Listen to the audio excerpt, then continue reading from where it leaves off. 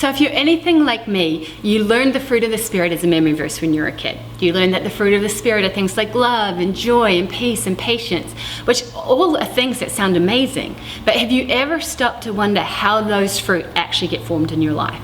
Does it just kind of happen as you go, or is there something else that goes on? Well, Galatians 5 actually tells us that the fruit of the Spirit are a product of our relationship with the Holy Spirit, or what's called a walk with the Holy Spirit. And it also teaches us that we actually get a choice of what we are going to empower in our lives, which means that in the day-to-day, in the millions of small choices that we make, that there's always a choice of what it is that we're going to empower, which means I can empower either what the Bible calls the flesh, or the me-centered self-life, or I can empower the Holy Spirit, which is the God-centered life.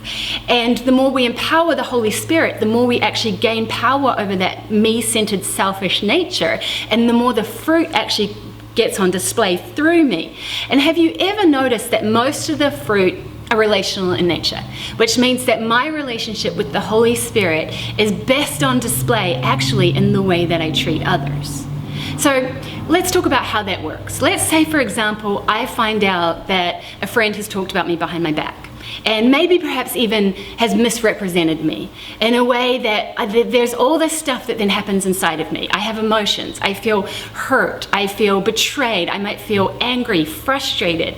And then I also have some desires. I perhaps have a desire to protect my reputation. I might have a desire for justice. I might have a desire for vengeance or punishment because I'm hurt. But what I do next is what then decides what's going to be empowered in my life.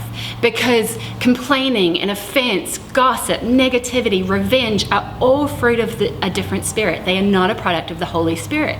And when I'm in relationship with the Holy Spirit, there's something deeper than I want than just that situation getting resolved. I want the nature of Jesus formed in my life and the character of Jesus coming out of me.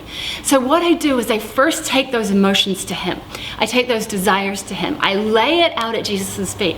I feel hurt. I feel betrayed. I want to do this. I want to punish. And I get into relationship with Him and say, I hand these things over to you. Now, what is it that you want to do in me, and who is it that you want to be through me? Is there a fruit that you want to form in my life through this situation? And how can I partner with you to perhaps see patience or self-control or even love? And what does that look like?